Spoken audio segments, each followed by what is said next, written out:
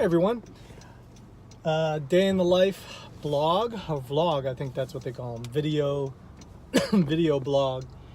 Anyway, just a quick video, something I thought of when you have sick calls, somebody doesn't show up for work, you have to, you have to fill it yourself, you have to call in one of your other staff members, or you have to call an agency. You can also call a staffing agency.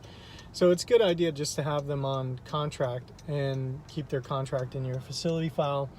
The staffing agencies can be very expensive. They can be about anywhere from $16 an hour up. Some people say if they have med techs or something like that, it's a lot more money. Like they don't have med techs, and the only option you would have is like a LPN or something like that. So it's a really good idea potentially to get to know other facilities that in your area, be able to call on them and ask them, maybe you guys can borrow employees, maybe you could form a little network. So the staffing agencies, when you use them, a lot of times, they don't have their files complete, so you gotta make sure.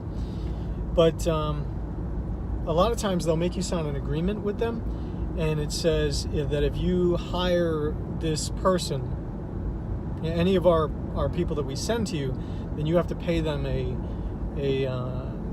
referral fee, like a headhunter's finder's fee for finding you that employee. And we didn't know we did that. One time we hired this girl, and the problem is she couldn't get enough work.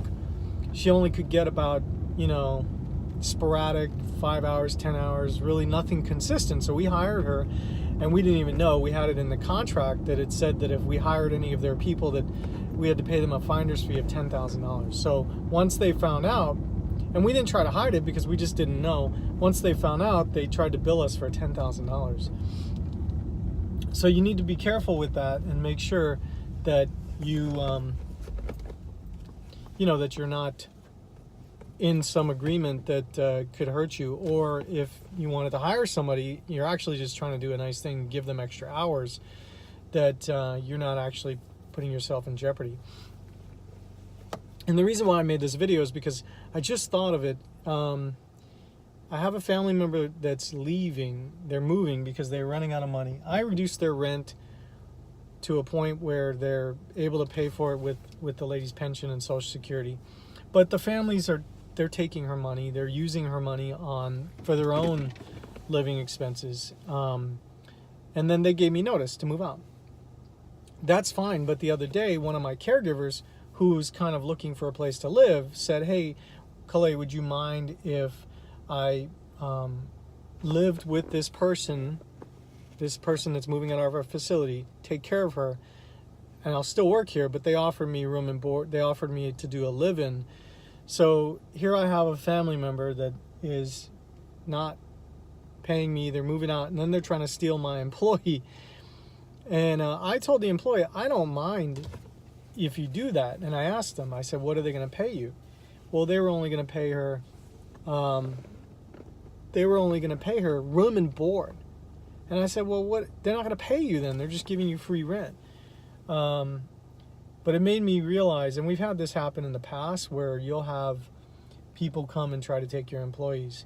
Might not be a bad idea to put some language like that in a contract, in your resident contract, that says that if they try to hire your employees outside of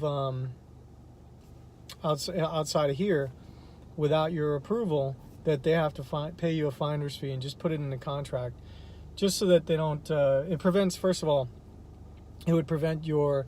You could do the same thing on the employee contract. That if they went and took one of your residents, that they had to pay you a referral fee, a pretty big referral fee, and it would prevent the employee from stealing a resident, and it would prevent the resident from stealing your employee. That's just a little something I thought of just today. I might add it to my contract as well.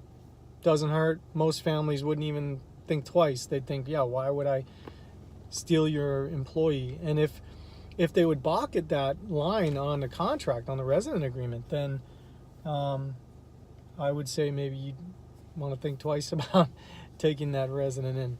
That's it. Have a great day. Bye.